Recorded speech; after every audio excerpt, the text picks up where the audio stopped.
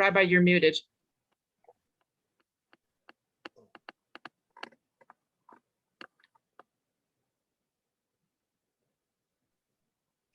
All right, good morning, everyone. Shabbat Shalom and happy Hanukkah. It's great to see everyone. And wherever you're coming from today, we're just delighted that you're here. And we love our monthly Torah study because number one, it's just a chance for us to be together. And secondly, we always have lively conversations. We try to vary the topics from month to month. A suggestion had been made that we maybe do an intro to Kabbalah. And I have some opening thoughts about this to share with you. You know, Kabbalah is the study of what is loosely called a Jewish mysticism. We could have a whole long discussion of what do we mean by the word Jewish and what do we mean by the word mysticism.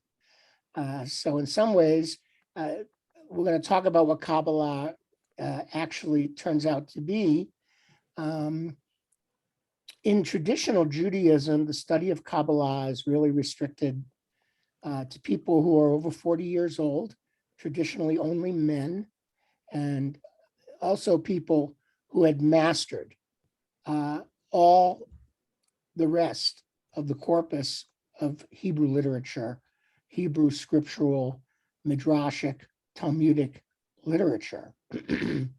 Because at the heart of Kabbalah is really a study of language, and just as in comparative literature, there are certain tomes of world literature that one can only fully appreciate if one has read a whole other corpus of literature, which is referred to either explicitly or tacitly somewhere else. And without that prior knowledge, you miss out a lot in what a writer might be trying to say.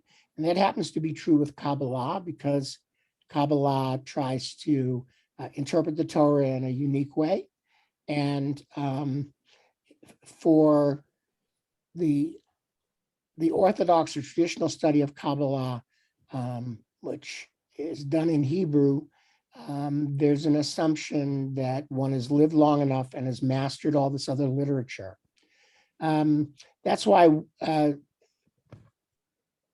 what we're going to do here is we're going to do really an introduction to Kabbalah.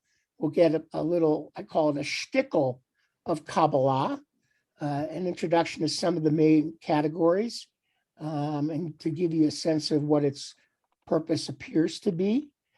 Kabbalah in Jewish tradition has only been for study. It's only been a form of study, really, for the most part.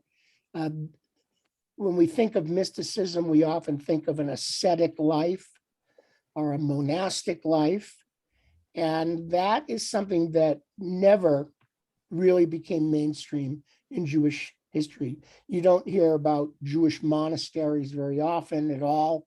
In fact, because the purpose of Judaism is not to withdraw from the world into some kind of monastic or ascetic or separated consciousness from the world at all. In fact, the reason synagogues have to have windows is to remind us that the purpose of Judaism is to take us back out into the world. Even though we maybe when we daven, we may take a tallis and put it over our head for a little bit of concentration, what we would call in Hebrew kavanah, proper intentionality. But the purpose of Jewish study, the purpose of Jewish prayer is to literally take what we learn and go back out and transform the world. And so Judaism is supposed to take us outside the windows of the synagogue. And it's for that reason that Kabbalah never really became a lifestyle-centered discipline. It's always been primarily for study.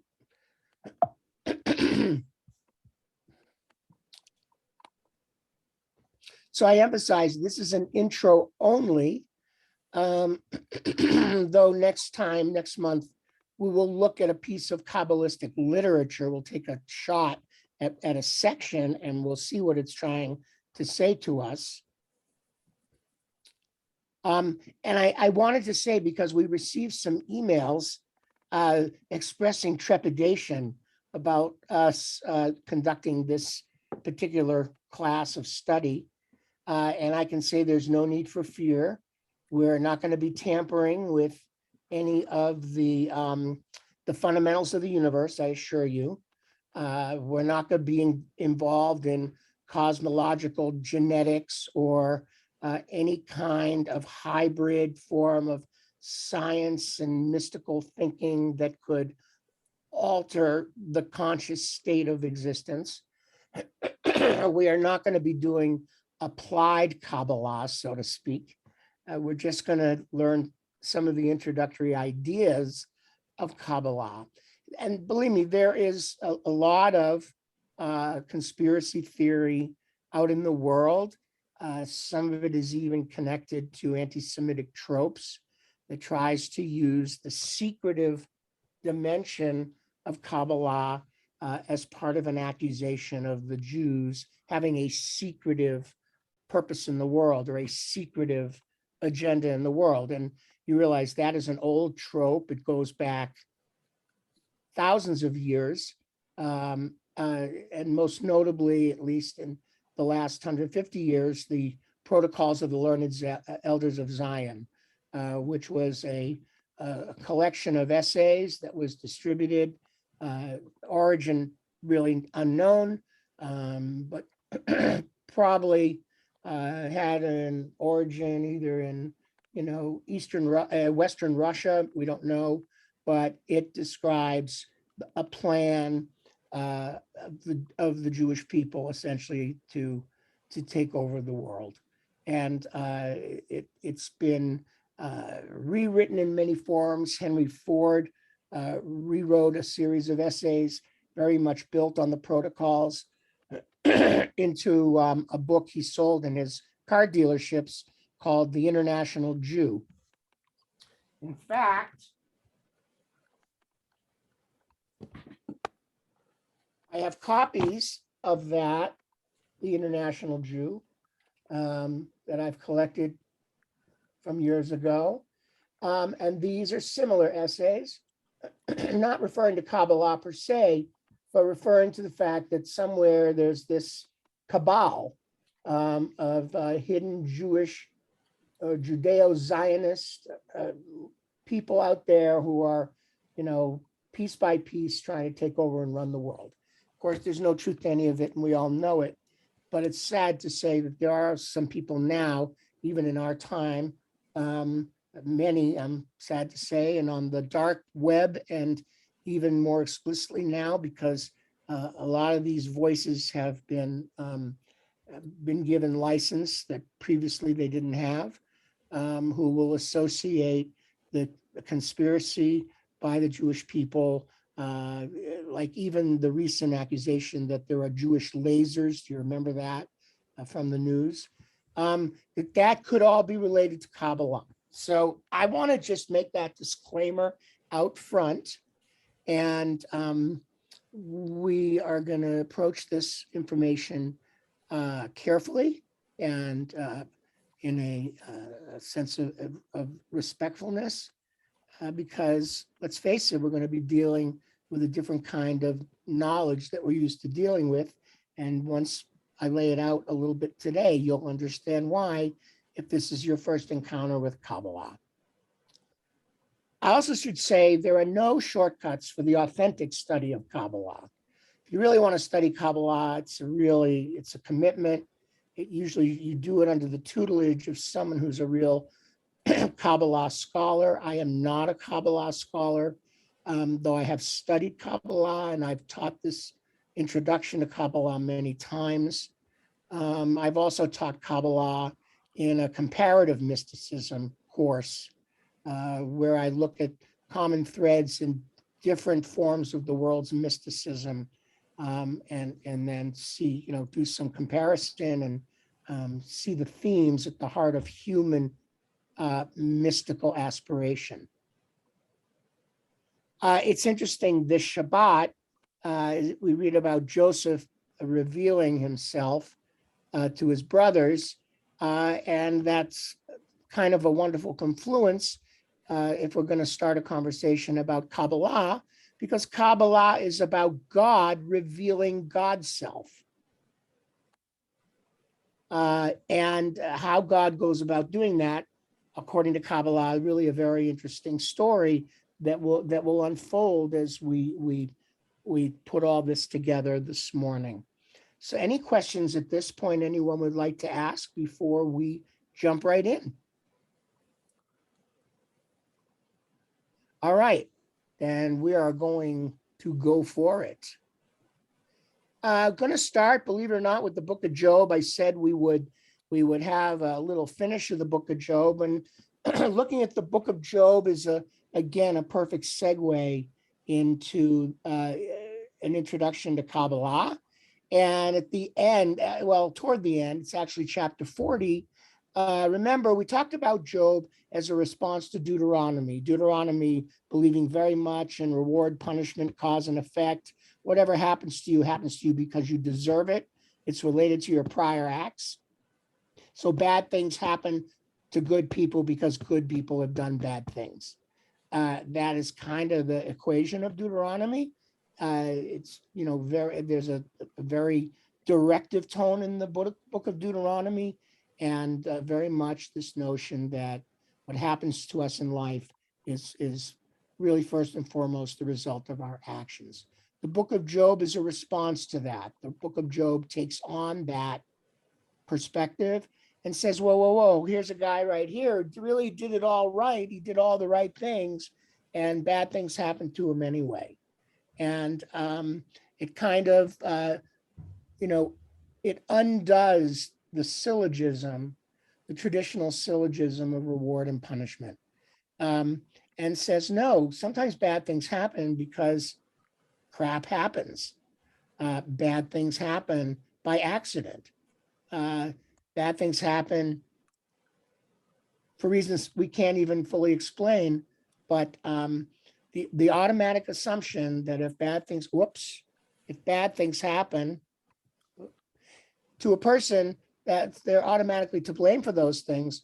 The book of Job really takes that on. But at the very end, this is again just a theory, but it may have been that, the writer of Job really was trying to make a theological response to Deuteronomy. It may have been edited at the very end, toward the end of the book, when God speaks to Job out of the whirlwind. And here's the beginning of what God says to Job, and it goes on for quite a bit to the very end of the book. And so, then answered the Lord unto Job out of the whirlwind and said, gird up thy loins now like a man, I will demand of thee, and declare thou unto me. Wilt thou also disannul my judgment?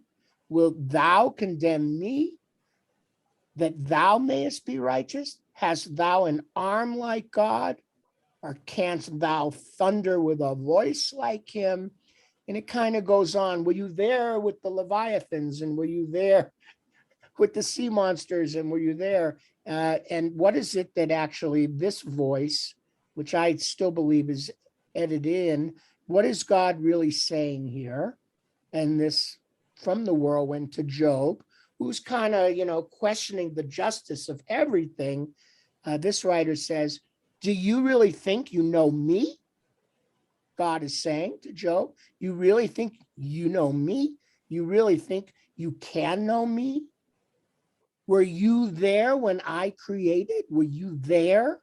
Or do you have any concept of what I'm about? Like, how dare you? It is beyond human comprehension to truly know me, God is in a sense saying from the whirlwind. You can't possibly understand. You can't possibly know.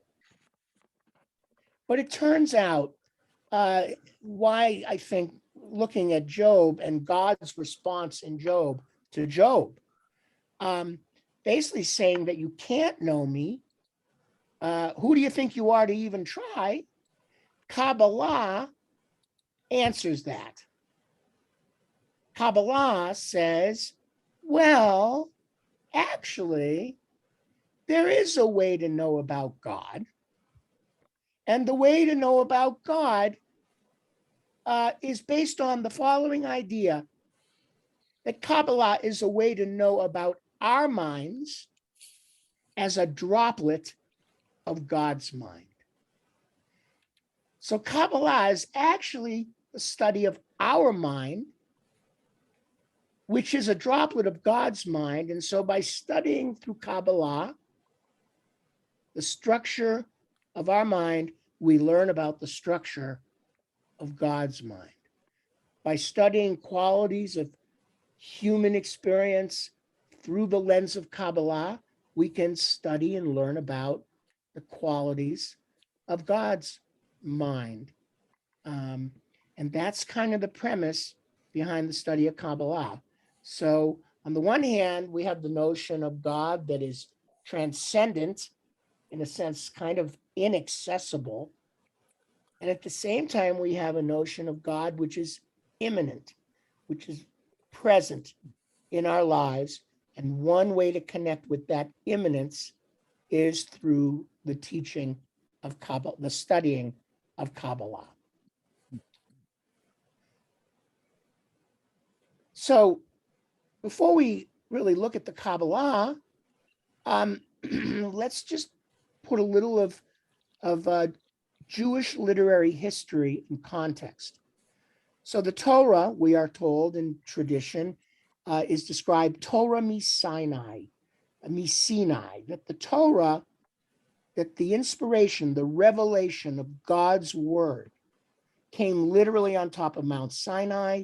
We read about it in the book of Exodus, and Cecil B. DeMille, did a depiction of it, and others have tried, but there was on top of the mountain a theophany, a moment of encounter. Not just a myth, and traditionalists don't think of it as a mythic moment of encounter, but an actual moment of encounter. And on top of Mount Sinai, according to our tradition, the first thing that was given was Torah Bichtav, the written Torah. But we are taught that Moses wrote down. Later on in Jewish history, in the period of the rabbis, over about 1,000 years from minus 500 to plus 500, we then learned about Torah Sheba'al Peh, the oral Torah contained in the Midrash and the Talmud. And then we have what is called Torah HaSod, the secret Torah. And the secret Torah is what is contained in Kabbalah. So traditional Jewish belief is that all of this, Bichtav, Sheba'al Peh, and HaSod, were all really revealed by God on Sinai, carried down through history, and then revealed at other times. Now, that's just one traditional perspective. But the idea is this is very old knowledge going back to origins, the beginning of God's story, if you will, with humans and with the Jewish people. Then we also, to reinforce this notion of layers of God revealing information about God, the rabbis came up with what they called hermeneutic rules for the way they would study the written Torah. And some of you, this may be a review, but when we open the Torah, you open a book of the Torah, English or Hebrew, and you read what's written on the page. In the beginning, God created the heaven and the earth. The Pashat, that's the literal, that's what's written on the page. But then beyond what's written on the page is if you read the story may imply something else. If you study even more deeply the Torah, you come to the drash. There's a metaphorical meaning of what's written on the page. And then if you go deeply enough, again, the rabbis referred back to the sod. There's the secret and deepest meaning of what we read in the Torah.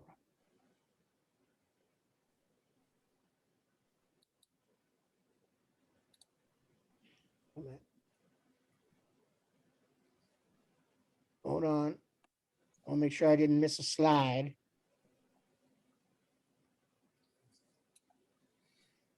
So there are three types of Kabbalah, by the way. There's theoretical Kabbalah, which is what we're going to really be focusing on.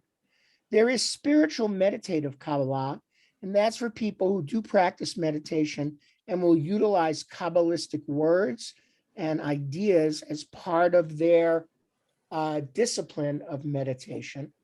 And then there also is, although I'm not aware of any going on in the world right now, though it could be, magical Kabbalah. And magical Kabbalah, we read about tremendous vibrant world of magical Kabbalah in medieval times, with potions and amulets and a lot of the things we see in other forms of mystical practice. One would argue that even the building of a golem, which those of you who don't know is like a Frankenstein character, the building of the golem, an inanimate object that could do all the things on Shabbat that Jews weren't allowed to do, so they wouldn't have to impose on non-Jews. One idea was an attempt at magical Kabbalah in a sense. And there's a lot of literature about this from those time periods. And it's pretty interesting stuff. I think some of the people that are scared of Kabbalah today think that that's what we're actually doing. We're doing the magical stuff. And of course we're not. The term Kabbalah literally means received. Lekabel, to receive something. Received means it's been passed down. It didn't just appear out of nowhere. It's something that has been learned and transmitted over the course of ages. And in the case of Kabbalah, it's referring to a specific received tradition. And the received tradition, again, has to do with a different way of understanding the Bible. There is an implied idea, oops, sorry for the typo, that the mystical, that the mystical teaching represents the true interpretation of Scripture. That we can read the Torah, we can study the Torah, but we're only able normally to get just so deep into it. But the true, basic, fundamental interpretation of the Bible is through Kabbalah. And of course, one of the ways that Kabbalists read the Torah is not word by word, but letter by letter.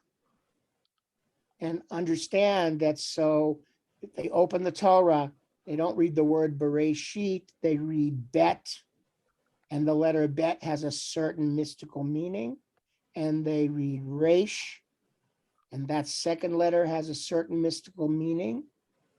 And so each letter of the Torah is an embodiment of a mystical idea. And the notion that the ancient Hebrew letters, contain tremendous mystical power is something we see throughout ancient Hebrew literature. And we have lots of examples of where God's holy name, Yud, He, Vav, He, written on a piece of parchment being used as a sword. And so the power of the letters is, at the heart of some forms of Kabbalistic study, not all, but some. And as you probably are aware, there's some popular books that have been written in recent years about the numerology of the Hebrew Bible, of the Torah in particular. And they've run the Torah, scanned it, and run it through computer and tried to find numerical patterns, numerological revelations, hidden names based in the words that are represented as numbers. And the numerology is very central in the study of the Torah because, for example, if you find a word in one place in the Torah spelled a certain way and it has a numerological value, and you find that word somewhere else, the assumption is, there must be some hidden relationship there, because common numbers occurring in different patterns in the Torah itself. But remember, so the letter Aleph is the number 1, the letter Bet is the number 2, the letter Gimel is the number 3, and so on. So here's something, if you didn't know why, the number 18, why is 18 a meaningful number in Judaism?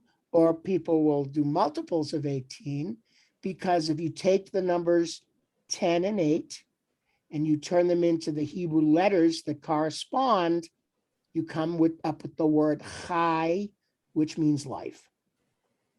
So the Chet is the 8th letter, and the Yud for Chai is the 10th letter. And so the word Chai, life, equals 18. And so there you have where we have this numerology kind of just entering popular folklore. And it's really very prevalent. People do it all the time, even now, unconsciously. There's no question about it. I always, like, whenever I make a donation, I either add $18 at the end of it, or I do a multiple of 18. And that's just, what can I tell you? It's just the way I was raised. And so the numerological is one way of reading Kabbalah. Theoretical Kabbalah is based on a book called the Zohar. This is just one volume of the Zohar right here. Okay, it looks like a very typical Hebrew textbook, but it reads unlike anything else you've ever read. It's not what you call expository writing. It seems more poetic than anything. And it's traced to the 2nd century Talmudic mystic, Rabbi Shimon Bar Yochai, and then handed down from one generation to the next until eventually published in the late 13th century by Rabbi Moshe de Leon. The word Zohar means brightness or splendor, referring to the brightness or splendor of God's consciousness. It is in most ways a commentary on the Pentateuch, 5 books of Moses, but it interprets it through mystical symbolism.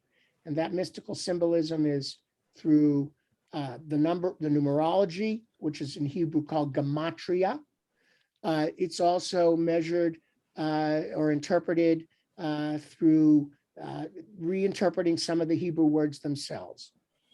The Zohar expresses an outlook of a school of Kabbalists who really, their study was based on another primary book of Kabbalah called the Bahir, meaning brightness, going back to the 12th century. Just a little bit of that background, not for us to dwell on.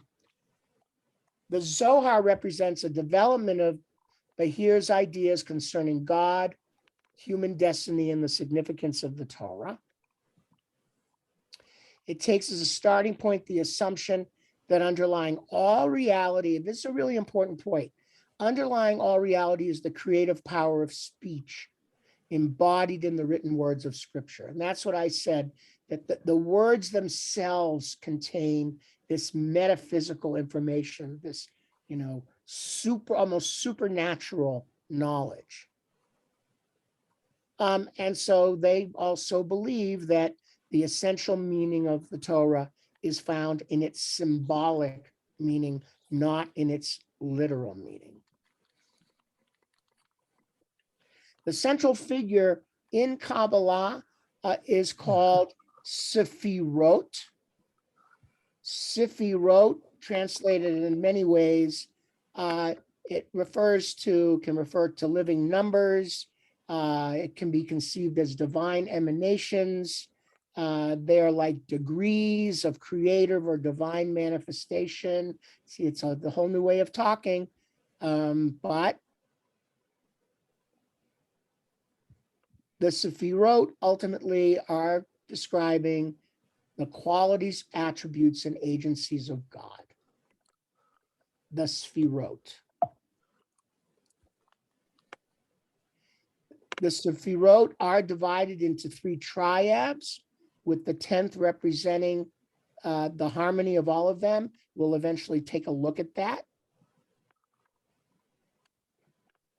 Here is a picture of the Sefirot, or the spheres, or these divine emanations. And we're going to look at these in more detail next time.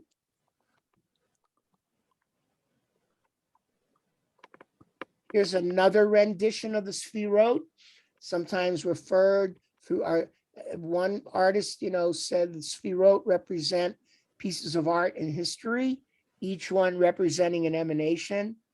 So you can see people build all kinds of ideas on top of the basic notion of the Sefirot.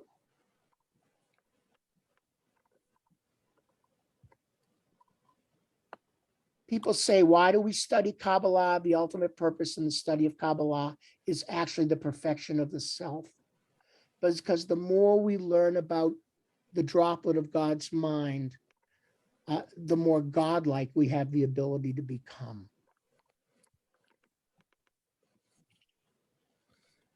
So what are the goals of Kabbalah? Really, to expand the individual, to be more transcendent, to be more attuned to the essence and roots of one's soul, to overcome the ego, to visit the realm of pure spirit in order to return from that realm to express it in the world. And that's an interesting idea. You think about the Hanukkah lights and the idea that we all are a light, we're a spiritual light. And how does that spiritual light, how is it fueled? What's the oil, in a sense, that fuels the light of the soul? And Kabbalah would say the fuel comes from God. And so we can study the nature of our own spiritual light, and in doing so, learn about the nature of God's spiritual light. So one of the building blocks in Kabbalah, the ideas in Kabbalah, is the term Ein Sof. Ein Sof is a term, we're going to pull it apart right now, is the source of all essence. Ein Sof is that without end. It has no beginning, it has no end. It's the source of all essence. It's almost like a double negative. It could be translated to mean the non-existing existing. Let's stop there for a second and see if we can talk a little bit about what just this building block idea might be, a way of describing God as the non-existing existing. So we're going to put that out there first, see how you respond to this conundrum of describing God. Because it is the building block of Kabbalah. We start off with this fundamental idea: God is all, everything, and nothing at the same time. God is all, everything, but no thing at the same time. You know what? No thing. God is everything with a capital E, but no thing with a capital T. Put on your Kabbalistic kippah. You can do it. I promise you can do it. You can do Is it. this, would this be where they, some rabbis or some believe you don't spell out the whole word? You just do, GD? It's definitely related to that. The notion that God cannot be contained in any limited concept or any physical embodiment, which is at the heart of Jewish belief, which differentiates us from other faiths, is exactly why people who believe in this in the fullest sense would write G-D, or will say Hashem, unless they're praying, referring to God, meaning the name. Or will never write God's name in Hebrew. They'll write a hey with a line over it. Or like people go Baruch Hashem, a bait with two little slashes and a hey, Baruch Hashem, because they're not going, the Ein Sof is a reminder that God, can't be contained. Maimonides, talked about this a lot. Remember that the Torah gives us 13 attributes of God. Maimonides expands upon those attributes of God. But Maimonides also comes to the conclusion that even with what the Torah tells us, they're a mere glimmer, just a glimmer of those attributes. And so God is the non-existing existing. I love that phrase. It is all of everything and it is no thing. It is all being in the realm of nothingness. I ahead, read an interesting book by Rabbi Rudy Shapiro called Amazing Chesed. Yes. And in that, the way he deals with this is he said, don't think of God as a noun, which is a thing. Think of God as a verb. And I think God is like a process, an activity. that kind of answers that. Is a happening as opposed to being limited to being a noun. Very, very good. Oh, I love Very that. good. Rabbi, is that similar to the understanding of the Tao? It is very similar, yes. What differentiates this is that this non-existing existing still relates. So could you paraphrase that it's something within each of us, but greater than all of us, but is still not incarnate? Correct. And in a minute, I'm going to show you exactly how the Kabbalists try to describe what you just described in words. That what you said is exactly right.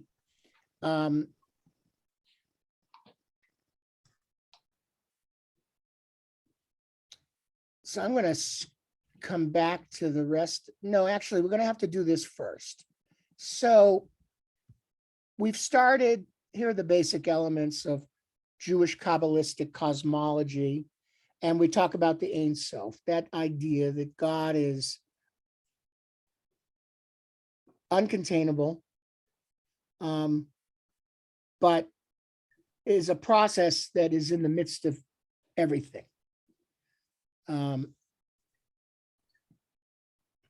second idea at the heart of Kabbalah is called Tzimtzum. And we're going to look at that in some detail in just a few minutes, because I find it one of the most fascinating ideas about origins that I've ever learned. And I started as a physics major in college. And so I really thought I was going to find answers through physics, and then I didn't. I just found a lot of math through physics. And so then I moved from physics to philosophy. And then I took every single philosophy course that was offered at where I went to college. And you know, that answered a few things. And then where did I end up in religion, which is where I started, by the way, before physics. So the notion of, so I've always had I wouldn't say an obsession, but a deep fascination with cosmology. Just so you know, I used to have a 15-inch telescope, and I used to really search the universe for, I don't know what I was searching for, but I would search the sky. I would search the sky, and I'm still searching. But the concept of Tzimtzum is basically, although God is an Ein Sof, that which has no beginning or end, and that which has, in some respect, no physical characteristic, but it's all physicality at the same time. Again, sounds contradictory. Tzimtzum is the notion that at a moment in time, the Ein Sof, which had no end, made a conscious decision out of love, out of really initially self-love. God contracted. Like, it's hard to describe God contracting, but if God is the sum of all existence, space, time, matter, and so there's no room, there's nothing else. There's no space for anything else. Tzimtzum is an idea that God contracts the Ein Sof in a sense and creates an empty space. And in that empty space, the universe is created. And we're going to look at that in a visual way in a second. You'll get to see my terrible drawing, but we'll look at it anyway. We also have a basic notion of Kabbalah, of that the Torah, when we've studied this way back. We had our first few classes in Torah study here about the opening word of the Torah itself. The word is Bereshit, which we usually translate as in the beginning, but Kabbalists don't translate it that way. And eventually the rabbis as well. They say that Bereshit, that first phrase Reshit, doesn't mean Torah. It doesn't mean in the beginning. It means wisdom or Torah. So that the Torah, the opening word says Bereshit means with the Torah or with wisdom, God created. So now what we have is we have now three stages of the mystical Big Bang, if you will. We have the God that is the all of everything, all of substance, but nothing, the collection of all existence in all realms and all spectrums, taking up all time, space, and matter, God creating an empty space. And then we're taught with Reshit, with wisdom, God then began to create in that space created as a result of the Tzimtzum. The Tzimtzum is created before the universe as a God's self-contraction. And then with Reshit, with wisdom, that first word of the Torah is now referring to a mystical process, that when God created, it was a mystical process, and that was not done just without forethought. It was done with wisdom. It was done with the mystical understanding of each letter of the Torah as like a recipe, a cosmological recipe. Imagine each letter of the Torah, you read the bet, and that's a piece of a cosmological recipe. And the Resh is the next piece of a cosmological recipe. And each letter is a piece of a cosmological recipe. I mean, as I talk about it, it's like, it's mind-boggling and just, it's splendorous to me that God actually did this with a recipe, with forethought and care. You know, he didn't just throw it all together. And there's something wonderful and reassuring about that. And then again, I've mentioned this before too, but it is rooted in Kabbalah. How does God go about it? It says Bereshit, with wisdom, with the Torah, God began to create inside the Tzimtzum. The Tzimtzum, which was created from the Ein Sof, And how does God create? What does God do to create? How does it happen? God creates and says, God creates by speaking, let there be light.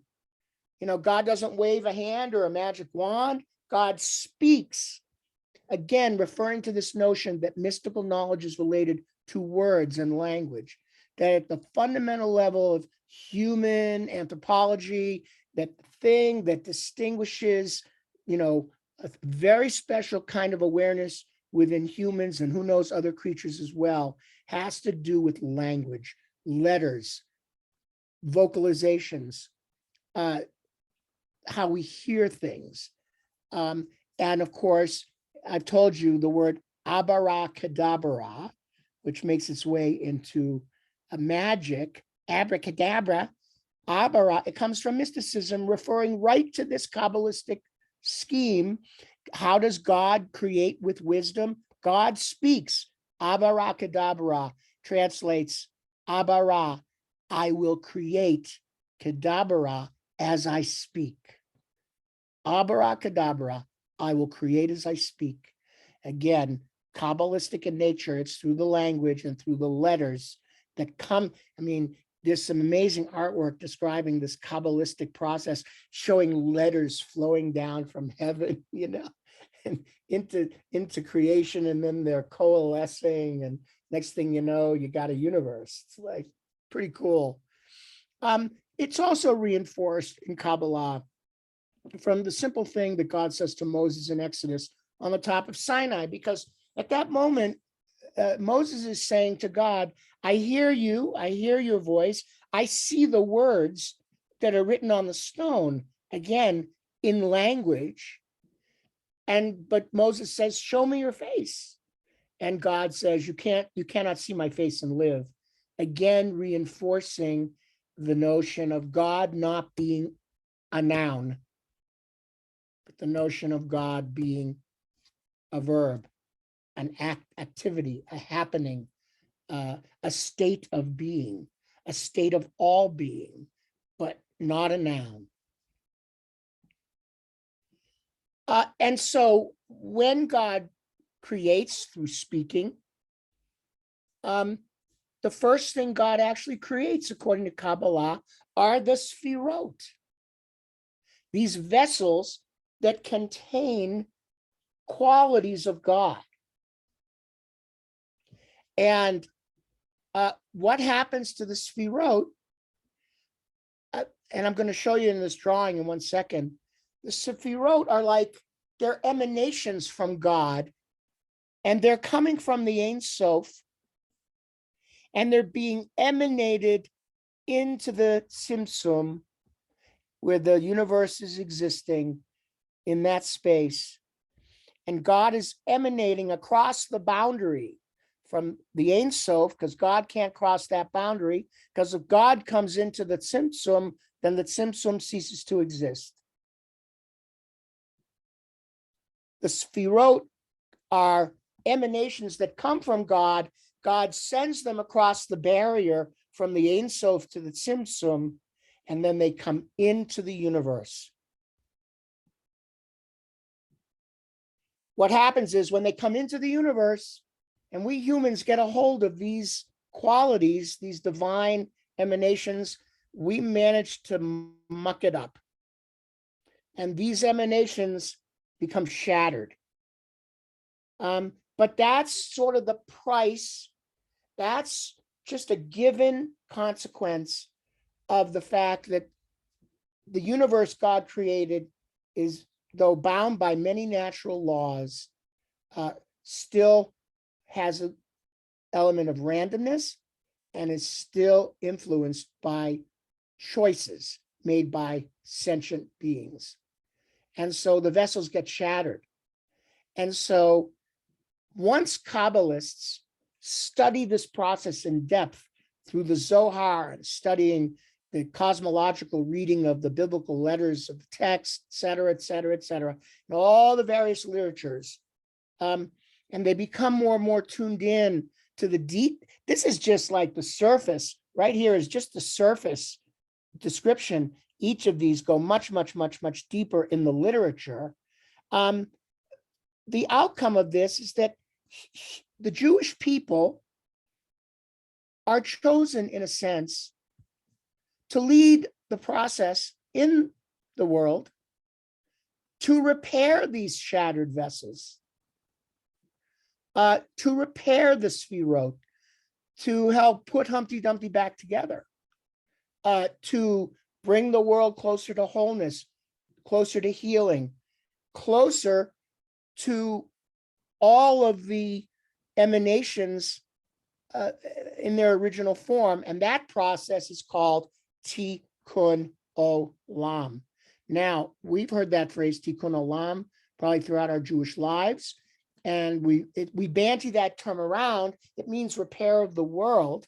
And it does. And we've used it to describe, what Christians call good works, Jews call Tikkun Olam.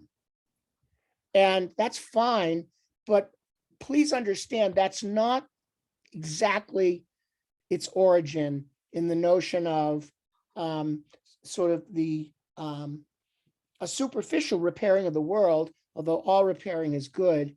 Tikkun Olam is a spiritual repair of the world. It's when we restore things that have been shattered, like justice, where we restore justice, where we restore mercy. These are part of the Sfirot. So where mercy has been shattered in this world, the Jewish people have been chosen to lead a process through the mitzvot, the commandments, to restore mercy to the world. And so Tikkun Olam is very much tied up with the notion of, Asher bacharbanu mikol ha'amim, that you've chosen us from among all the nations. Why? For this, if the Kabbalists answer the question, for this mystical process of Tikkun Olam. So now, we'll say this, I'm going to add one more thing. One tradition says that the Sefirot was first revealed to Adam in the tree of life and tree of knowledge taken together, and that Adam separated the two, and when Adam did that, introduced the principles of division and isolation in the world.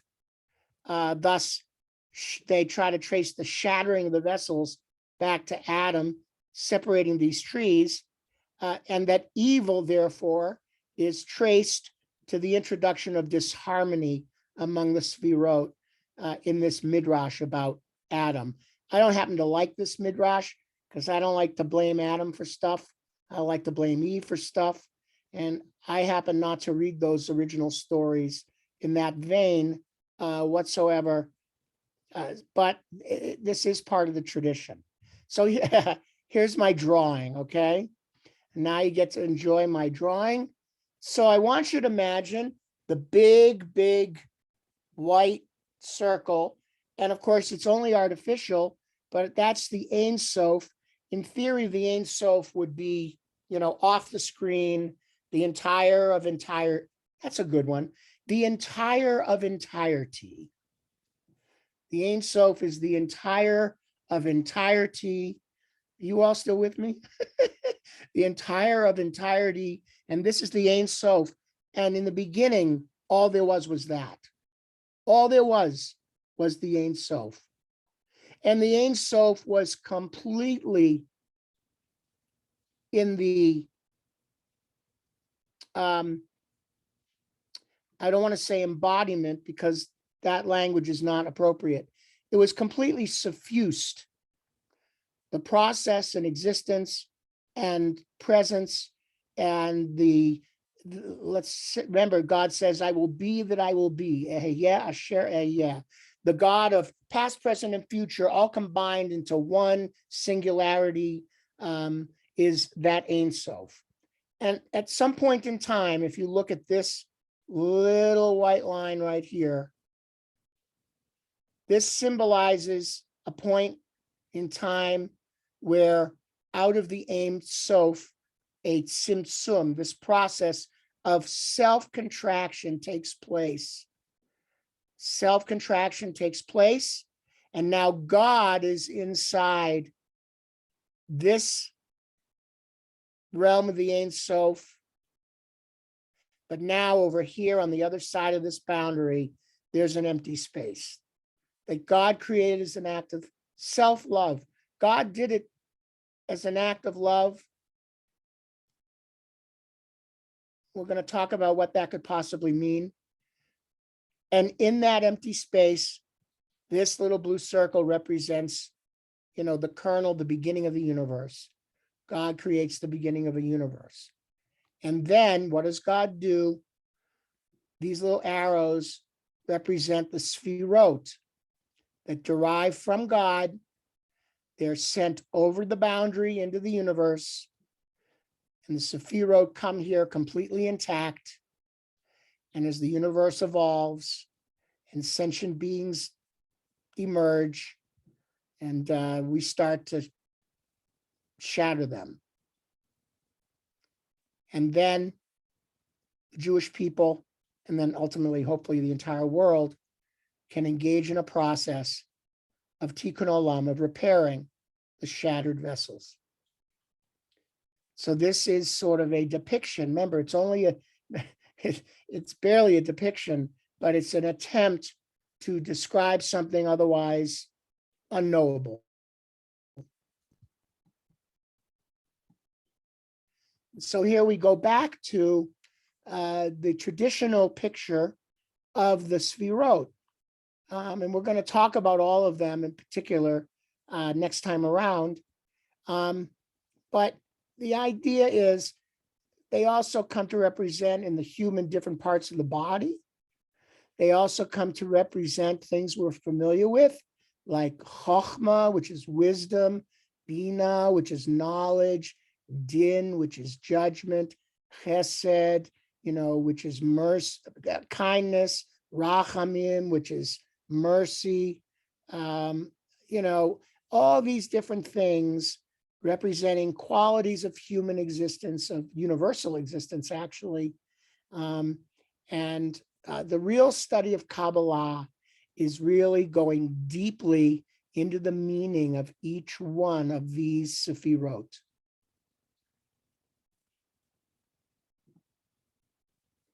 I think we're gonna stop right there and now take any questions, comments, or reactions to what we just Would this diagram reflect anything of the belief of chakras? I didn't understand your question. With this diagram and this study, does it have any relationship to what as people believe in chakras? Oh, chakras. Well, yes, actually, but it's what chakras illustrate, just a different linguistic approach to describing transcendent process. And so from the perspective of comparative mysticism, we can look at the chakras, we can look at the sphirot, and we find a lot of common ground between them. And again, is that the universal mind, my cosmological question, and I'll tell you my own, and this is where it becomes, you make your own personal answer, are the chakras or the sphirot or other depictions of transcendent reality, when we find common elements between them, what is that supposed to suggest? And to me, what it suggests is it all has its source in the same divinity, the same singular, unified mind. And but that mind, like I happen to look at it, again, I can only do it metaphorically, but if I take a crystal and there's invisible light that shines through it, I can't even see the light until it shines through the crystal. But when the light is refracted through the crystal, you have a whole spectrum of colors. And I would argue that, God is like that invisible divine light that comes through human sentient experience. And we're like the crystals, and the crystals emanate into the world wavelengths of color, and the chakras are one wavelength of that. The Sephirot are another wavelength of that. And we can look across religious civilizations across our planet, and probably true in other planets too, because I believe in life all over the universe, that there are who knows how many linguistic bandwidths, or we'll call them religio-linguistic bandwidths, or spiritual linguistic bandwidths there are. I mean, it's probably, for all we know, it's infinite. And to me, the most fundamental form of shattering, either the Sphirot or the chakras or anything, is when we come to the false conclusion that our bandwidth is superior to any other bandwidth. And that's, to me, the beginning of, what fragmentation really is, and what the shattering really is. And, how do you help the world overcome tribalism? How do you help the world, find a way to maintain all the distinct bandwidths with equal love and respect, without having to, interfere on the one hand, but maintain a sense of the whole on the other, and if you could take what I just described and apply it on the highest, most mystical level of reality, I think your question, Neil, is really an excellent one, because it's that question is at the heart of comparative mysticism. And across our world, at least, we've had people who've meditated and in their own study. And one thing, I'll say this, in the discipline of meditation, which I did at one time, I don't do anymore. The thing about, and I did Kabbalistic meditation when I did, the one thing I noticed is that when I would be in the heart of meditation, the thing I would experience most was an emptiness, actually, in my mind's eye.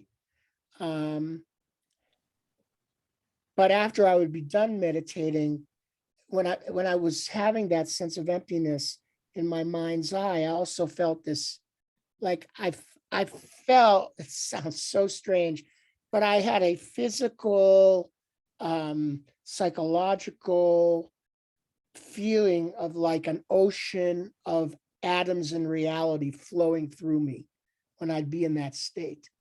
And it made me really feel, it was a feeling of a total, even now when I talk about it, I'm getting goosebumps, but I had a total sense of connection with just the flow of existence. It was all undifferentiated. But when I would stop the meditation, and by the way, I didn't have that experience for a long time, but when I would stop meditating, when I was having those experiences, I always came back felt much more connected to the world as it is. It just made me just feel more loving and connected to everything.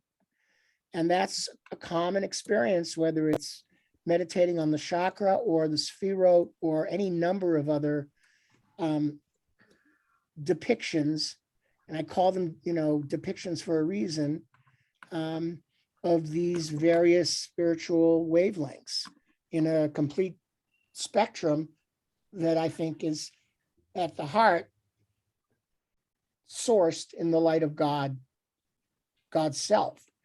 But so that's why we call this theoretical Kabbalah, because we're talking at a level that people don't normally talk, and most people don't feel equipped. I'm of the mind that human beings are uniquely equipped to have these kind of conversations, but that we're afraid to have them, and that we're like afraid we're going to someone's going to think we're nuts or we're crazy, or you're talking gobbledygook. And I understand that some people, it's not for them, and that's okay too. Great question, Neil. I have a question too. Oh, go ahead, Lynn, if you have one. Well, first, I just want to say Yasha Koach. That was just the most amazing talk. Thank I'm you. absolutely mind-blowing and amazing and absolutely clear. Thank But you. I had absolutely wonderful. Thank you. Thank A couple of questions. One, just from the last thing you said, why did you stop doing that kind of meditation when you had those experiences? And also, I don't know if you want to talk about it this week or a later time. I'm curious about that self-love of God in creating the universe. What is that about? And Yeah. about man, I've heard, God created man to know him so that God could know himself. I'm just curious about what that's about. So there's a couple of questions in there. So, so the first questions, it's just I'm glad you asked it because someone needed to ask me this. I stopped, not for a good reason. When I was living in Pennsylvania, this is about over 10 years ago. I was a congregational rabbi, and I became friends with a pastor who actually was he was born Jewish, and he became a Christian, and he became a Christian pastor. And he and I were both curious about meditation. And so together, he and I began to meditate together. And it started off as we would just sit in silence for a half an hour together. And then we would talk about that experience. And then we grew that group, and we had a Hindu, a Buddhist, a Catholic, we had a monk, the rabbi, the Protestant minister, and it grew to be about 8 people. And we met once, we first met once a month, then we started meeting twice a month. And we would do the same thing. We would sit for half an hour in silence together, and just to see what energy would emerge from that. And then we would actually meditate for anywhere from 30 to 60 minutes. And then we would discuss our experiences. And it was in that group that I had these experiences that I described before. And then what happened is I moved from Pennsylvania and I lost my group. And that was part of the reason. And I've never just come across the same kind of opportunity, but I'm sure it's out there. That's the truth. It's the truthful answer to your question. And I do miss it. And I do now, sometimes I will meditate by myself, but I do it different. It's a much different experience. Now I do it more for centering, and lowering anxiety, and just trying to clear my mind. And I do that every so often, but not as a discipline. Like I did then, it felt like a discipline. And because it went on for a few years and I miss it. The second question about God's self-love, that's a big question. Yeah. And what if it's okay with you, I'm not deferring it. Well, I am deferring it. I want to know if we can start next month with that question. Great. Yes, I know it's big. Yes, of course.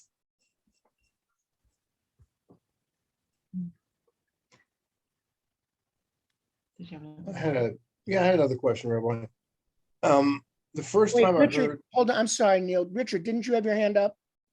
Well, earlier, but it was just to point out that Simsum literally means sesame seed.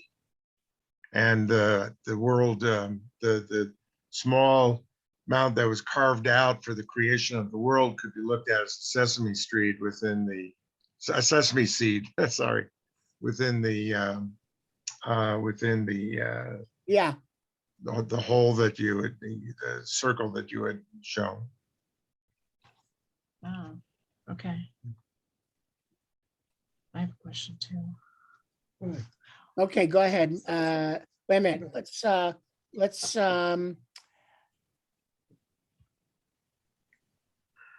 who wants to go next? Oh, all right, I'll ask a question. Thank you. So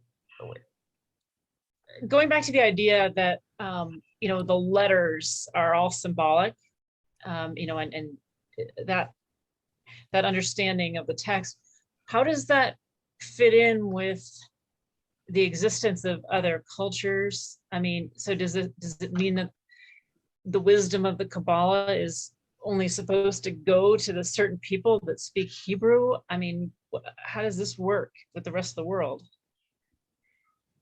Very good question.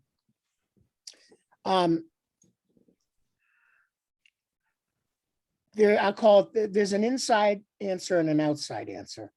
The inside answer is that Kabbalah is only fully accessible by Jewish people. Because it's written in Hebrew, requires Hebrew knowledge Aramaic.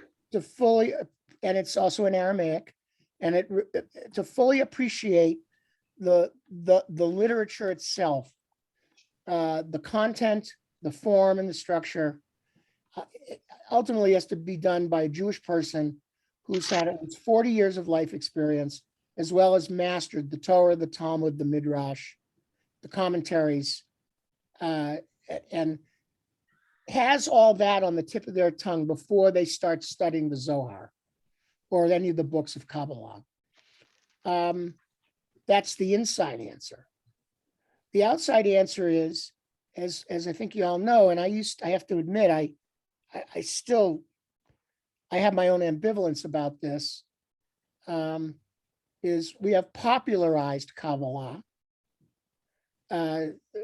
which, I used to make a joke. I used to call that Madonna Kabbalah, because, she made a shtick out of that for a while and got associated with the Kabbalah Center in Los Angeles. And I don't want to cast aspersions on the Kabbalah Center in LA, but they give an outside answer in a sense, as well as an inside answer. And the outside answer, there are universal truths to be found in Kabbalah, and it doesn't hurt anyone for us to translate those from the inside and make them up to a point accessible to those on the outside.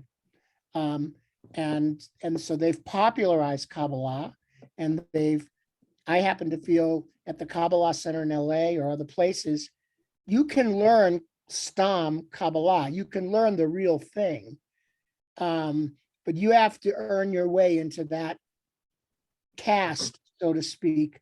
You can't just walk into an advanced Kabbalah class.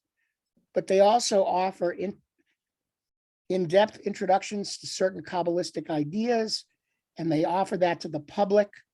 And they try to popularize some of the, in particular, ideas of Kabbalah that are valuable for self-nurturing, self-growth, reduction of the ego, and they try to take what is in actuality inaccessible knowledge to the uninitiated, and they make that accessible to people on the outside of other traditions, as well as the Jewish community.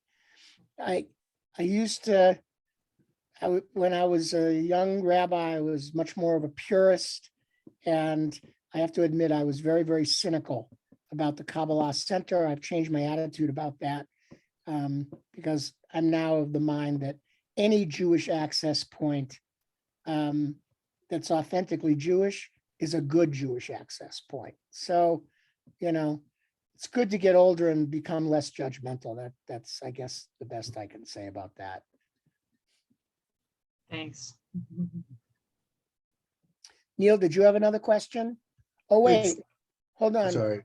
Who had a question?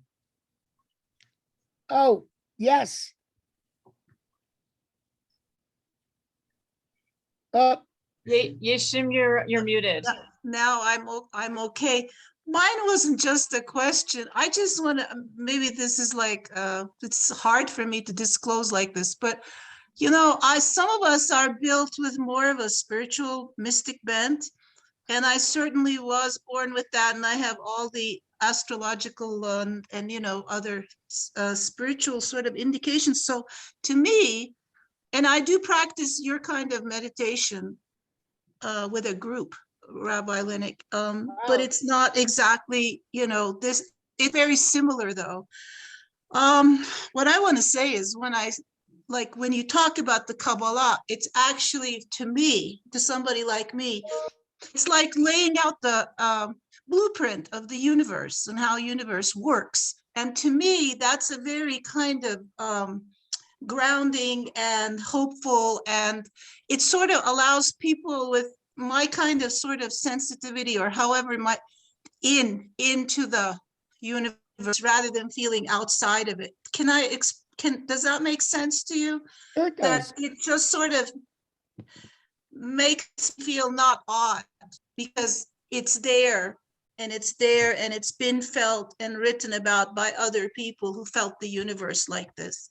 Does that make sense? For example, you were talking about the Ein Sof, and really when I think about it, that's like how my mind perceives, as close as I can get to the universe, what the universe really is. And when I look at like the concept of, the galactic center or the great attractor, these are all within the Kabbalah as well, So when I hear those kinds of terms, I go, oh, it's all there. It's just for us to feel it, to sense it, and to organize it. And why not learn from the whole sort of history of organization of these kinds of perceptions and belong to it? It's a very, how should I say, it's more than grounding. It's a very reassuring kind of connection. So that's sort of my ignorant but feeling kind of approach to it. And then on another note, I want to go back to what you were talking about, like the words and the abracadabra, and how all the magical Kabbalah. It's like, if people aren't talking about it in the mainstream now, it's still being carried on in other traditions, And for example, the people really don't know about the Romani people, the Gypsy people, but they all fear their magic. But, and I've been interested in studying and trying to look at where is this fear coming from. And when I look at some of the stuff, that the research and some of the stuff, they're the ones who are carrying this. They've almost been scapegoated into carrying that magical kind of, sort of tradition, and with all the fears and the exclusions and the scapegoating associated with it. So I think that knowledge is still there. It's just that it's being carried by some different people at this time. Would you accept that? I would, but yes, I would. And I can relate to everything that you just said. First, on your beautiful revealing with us that when you allow yourself to enter into this realm of thinking and feeling and experience, it actually reinforces your being a part of the whole. Yeah. And there's no question about that. The last thing you said about, there may be people out there doing magical work, so to speak. I have my own concerns about that. Yeah. And I'll tell you why. And it has to do with the world where it is right at this moment. The purpose of Kabbalistic knowledge should not be once a person feels this connection, that knowledge supersedes reason, science, basic logical rationalism. It should enhance those things, but not supplant those things. And unfortunately, there's a lot of people in the world right now, who are very wrapped up and convinced in false knowledge, Yeah, anti-rationalism, anti-intellectualism, and they do it in the name of some, sometimes magical, thinking. And I want to make sure we all understand there's a difference between magical thinking at the expense of reason and what Kabbalah is talking about, which is about connecting with a transcendent layer of descriptive reality, where we can connect with that to understand more about the structure of the universe, the structure of our minds, and therefore also God's mind. But if it's just like if a person is meditating and they come back from, I believe, a true meditative experience, and after that meditation, they wake up and they walk out of their house and take a gun and start shooting people, oh, no, that's not, they haven't meditated. I don't know what they've been doing, no, but it's not that. So I just think now, sometimes the lines between what we're talking about here, which is striving for personal growth and chokhmah, deeper understanding for its own sake, if anything, to make us more rational, more empathetic, more connected to everything else in the world, is so distinct, unfortunately, well, fortunately, I guess, distinct from the kind of mashugana yeah. that go on in the world. And I just, sorry, I felt like I had to make that disclaimer. No, I'm glad you did. And I want to clarify, Rabbi Lennick, I'm scared of magic, to tell you the truth. It's just that I'm, interested in seeing who carries that and what's going on. Yeah. I'm trying to understand what's going on with this infusion of confusion and darkness, with something so much a part of all of us that we should all learn to connect the same way. You know what I mean? In a mystical sense. Do you know what I mean? And that is what I'm trying to understand in this, I guess, at this stage of my life. And I'm sort of, yeah. I mean, I may have an oversimplistic view of it, but Yeah. I think I happen to think the answer to that question is obvious. I think Yeah. everybody kind of knows the answer, but no one knows what to do about it. Exactly. And I think the answer is that machine knowledge, machine learning, machine consciousness, information, an information-based civilization, a digitally based civilization is advancing much quicker than we're even capable to understand its implications on the race, on our entire human race, and on the planet itself. And because really, I mean, we'll go to, that's like trying to interpret it, but if we take the Peshat level of what's going on right now in the world, the Peshat is, we have populism built on lies going on everywhere in the world right now. Populism built on authoritarian, demagogic characters, and and the notion of free thought. I mean, I never thought in my lifetime I would ever see anti-intellectualism in the United States. I never thought I'd see it, and yet it's it's growing. It's scary.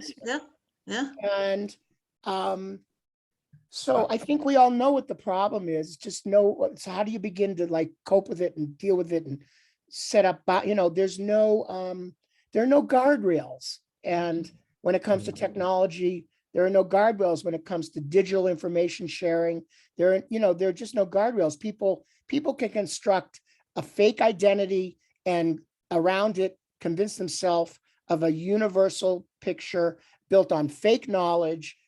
I mean, we have people everywhere that they're concocting and constructing for themselves. And what it shows is how solipsistic people are capable of being, actually thinking that all reality is just what they decide it is in their own mind Yeah. without any reference points, really.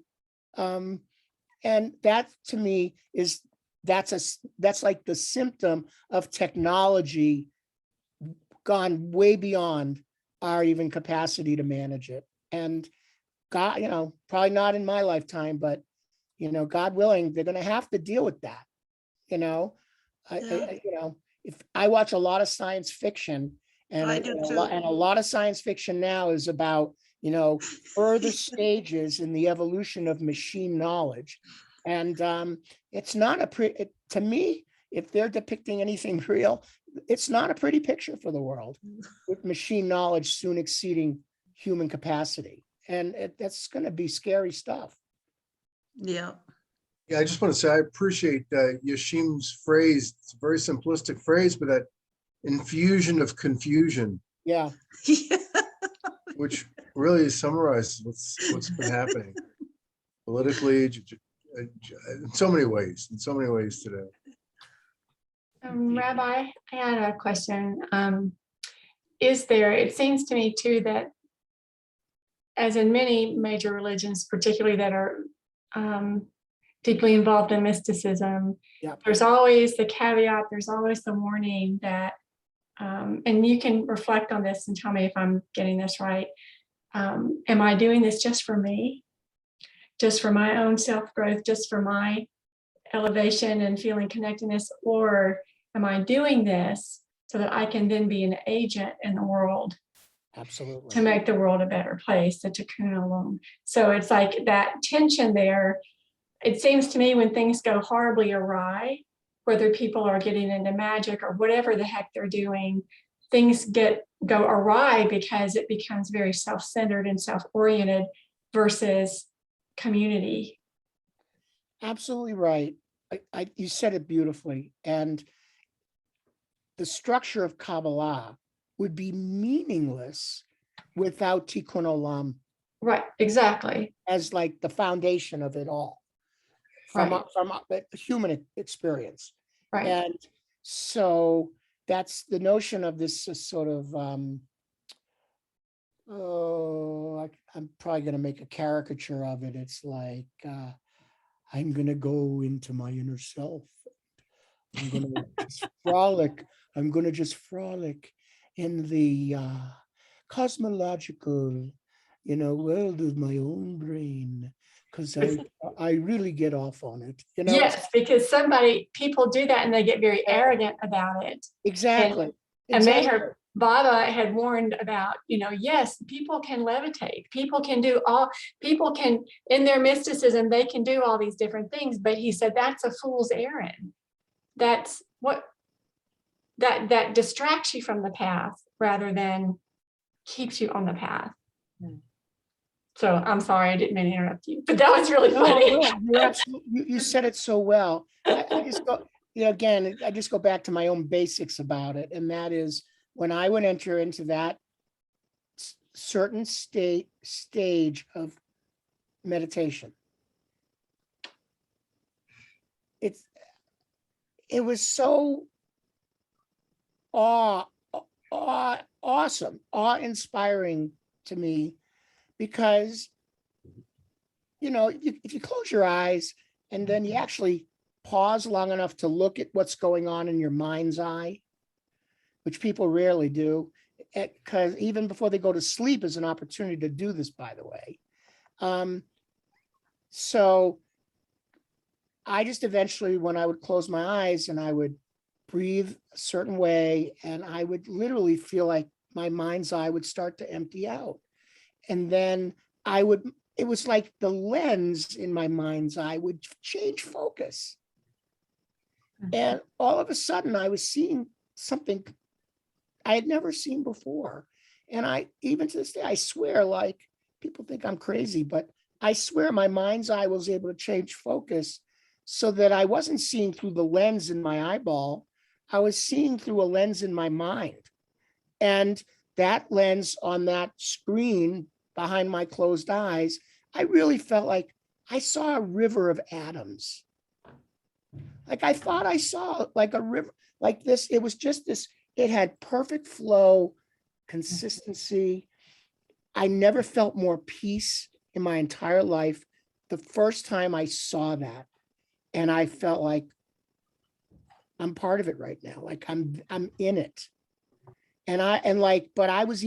But I kept saying, but I'm not, Rob is like gone right now.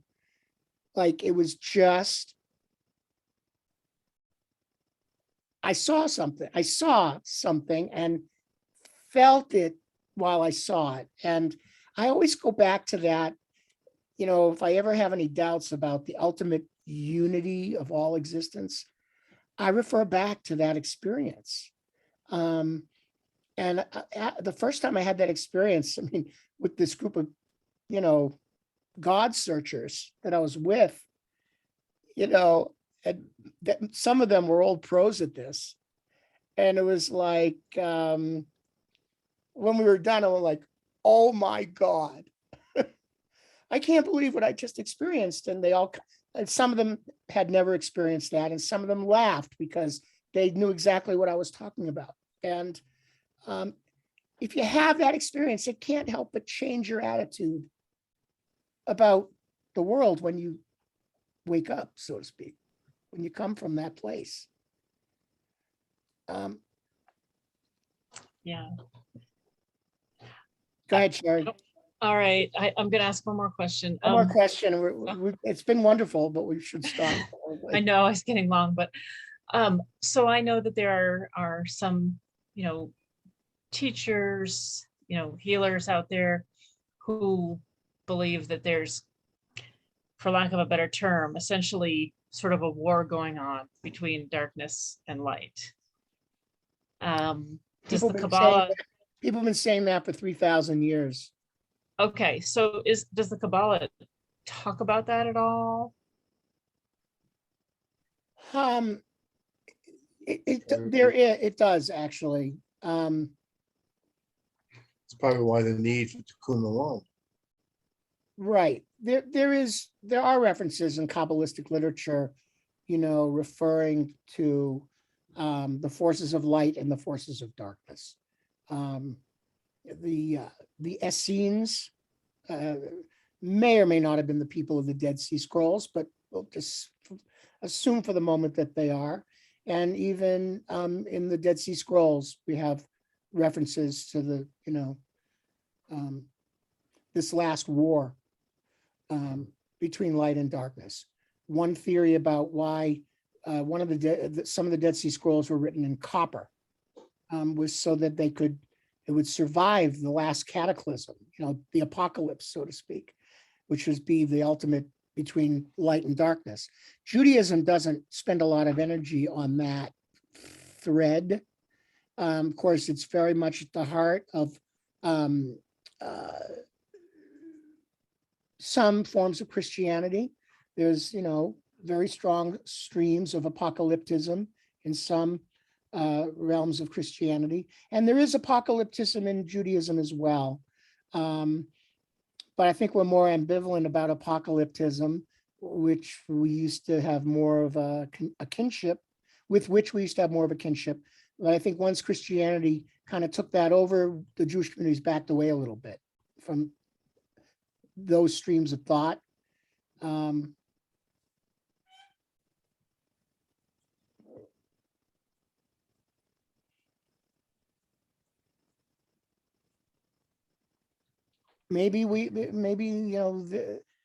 I tend to shy away from the ideas of, the forces of light and the forces of darkness, because that in and of itself bifurcates the world. And it's like an assumption that we're operating from a sort of organic fundamental division. And it's that same, now I'm speaking in philosophical language, a disjunctive way of describing the world, the dualistic way of describing the world. Because for example, just take simple language, light and dark. But we have connotations that we've developed about those two words. And we tend to associate good things with light and bad things with dark, but that's not necessarily true. light and dark are interrelated, and there are things that only can be seen in the dark, and there are things that only can be seen in the light. And then there's a thing between light and dark called shadow, which is where we see things partially. So, I mean, I don't often quote the New Testament, but to look through a glass darkly, it's like there's so much that can be seen. Oh, please don't say, oh, the rabbi quoted the New Testament. But it's like just metaphorical. And so the idea that light and dark are disjunctive automatically may be missing a more profound truth, which is they're interrelated. And there are shades of light too, and there are shades of dark. And you can be in the darkest of night, and then you have moonlight that beams down on your face. So all of a sudden, in the midst of darkness, something becomes light. So the notion of these two, distinct forces, it's like God and it's Christ and the Antichrist. It's God and Satan. It's forces of light, forces of darkness. It's a very good question, but just a thought that is operating from a dualistic view of reality to begin with. And maybe that's part of the mistake of Western thought in general, is that it has, and that's the way the Greeks set up the categories of Western thought, were about, and their dualism, the fundamental dualism of Greek philosophy gets discussed. And it's, first with Heraclitus, then on into all the pre-Socratic thinkers, Socrates, Plato, Aristotle. They're all dealing with this fundamental dualism that they perceived, which is, it's so amazingly simple, the dualism, but you realize it's not, it's an artificial dualism, which is what Aristotle tried to solve. The difference between things, being permanent and things being in flux. And that dualism of of things having permanence and things being in flux is what all the original questions of Greek philosophy were about. How do we explain this? Are there things that are permanent, but yet everything looks like it's in flux, like we can see everything's in flux, but yet everything looks permanent at the same time? It's like same thing at the atomic level. My desk is hard and permanent, but I also know that if I had the right tools, I should be able to stick my hand through the atoms of the desk, because we know there's space between the atoms in the desk. So it appears solid, but it's not. So there you go. But that assumes a dualism. Eventually, Aristotle tried to resolve this dualism between, form and matter, if you will, with what he called substance. He came up with this concept of where form and matter come together in this kind of unified mush called substance. And that was Aristotle, and Aristotle went to great lengths to describe the substance of things, which was where the form and matter would meet. But Western thought is built on this dualism in many ways, and maybe I'm sure I'm oversimplifying it, but. Well, it seems like a lot of Buddhist thinking that I read about also says that that's where our suffering is. That's where suffering comes from, the dualistic thought, the good, the bad, the dividing life into good and the bad. And the more we can see the world as a unified whole, that there is no good, bad, there is no dualism, that it alleviates human suffering. I mean, this is a whole nother conversation that we could get into, but not to say that there's not good acts, there's not positive acts for community versus selfish acts. It's not that, but it's just in how one views one's own experience. And the less dualistic one views one's experience, the less suffering. I just find that sort of a fascinating facet of that. It is. So one way of describing it that just occurred to me is that we look at people's behavior, and we are always quick to judge that was a good behavior, that wasn't a good behavior. Mhm. And, I think about, it's funny, when I was growing up, and parenting was just more frontal in a way, if I did something wrong, God bless my mother, I love her to forever and ever and ever, may she rest in peace. But she used to say, you bad boy, you bad boy. She didn't talk about my behavior. It's like, if I did the wrong thing, it's like, you bad boy, like my whole existence was bad. And that was just a figure of speech, but it was more, if you think about it, it was more than just a figure of speech. When I became a parent, my daughter Sarah's now 25, but when she was little, I was like, I'm never going to say that to her. I'm never going to say, you're a bad girl. I'm going to say that was wrong behavior. You can choose a different behavior. And that's a very Jewish way of looking at things. That's why we don't believe in original sin, right? Now, from a Kabbalistic perspective, when people, Kabbalah, as well as Jewish tradition as a whole, would look at people's bad choices and say, that's not indicative of good people versus bad people. It's not indicative of anything dualistic on a societal level at all. It's indicative of the fact that God gave each individual human being free will. And sometimes they're going to choose rightly, Yetzer Tov, and sometimes they're not. They're going to go Yetzer Ra. They're going to follow one or the other inclination. It's going to have certain outcomes. What Kabbalah believes is by studying the Sfirot, you can improve your inclinations. You can improve your choices so that you follow the good inclination more often and you are able to see the evil inclination and avoid it. But even that is kind of dualistic unto itself. Although it's interesting, when Kabbalah talks about human nature, it clearly avoids anything about original sin.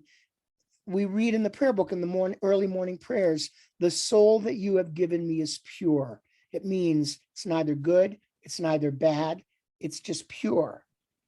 And then as we make choices, we inform our souls along the way. I always think of like this notion, the soul you've given me is pure. It reminds me of this story, this, person's, sitting down and they're like, and they say, dear God, I want to say a prayer. This day has gone so well. I haven't offended anybody. I haven't, hurt anybody. I haven't ignored anybody. I haven't raised my voice. It's been a really good day, God. I'm so thankful. Thank you so much. And now, God, I'm going to get out of bed. Thank you very much. So, Good morning. good morning. And, because again, we start each day in a sense with that, the soul that you have given me, oh God, is pure. All right. Well, you've all been so patient and wonderful today. So I've loved beautiful discussion and thank you for it. Thank you so very much. Yashikoa, Rabbi. Yeah. Mordecai, do you have any comment or question before we go? You've been sitting there thoughtfully. Oops, you're muted, Mordecai. You're, He's doing it. He's trying. There you go. Now is it coming through? yes. Okay. Yeah, I've been sitting here very Buddha-like, taking it all in, but this is a brand new thing on the Zoom for me. So thank you, Rabbi. I don't normally say nice things to people's faces, but behind your back, I'm very complimentary. Thank you. I prefer it that way. Better. Better. If I could add one thing, Neil Yeah. brought up a very, very great question. And there's a lady named Carolyn Mays, spelled M-Y-S-S, and she correlates chakras, the tree of life, and the 7 blessings in Christianity. And she correlates them, shows them how they overlay. Phenomenal. phenomenal, right? I Yeah, have that book next to my bed. It's really Yeah. good. but a great, Excellent. great question. Thank you very much to everybody. Thank Thank you. you for joining you. us. Charles. Shabbat shalom, everyone. All right. Twice a Shabbat month, shalom. we have a Friday evening and a Saturday morning, 2 weeks on Friday night. Friday night in 2 weeks. Yeah, Yeah. if Mordecai, or I'm not sure who else may still be on, if any of you need to get the Zoom links, you can drop us a line, let me know if you need it. And, Happy Hanukkah, Shabbat Shalom. And if you're Thank you. interested, you can watch the community Hanukkah lighting tonight, 5:30. Go Yeah, to thank you. hanukkahtogether.org. Okay, Thank you. thank you, Rabbi. Shabbat shalom. Shabbat Shalom. There we go.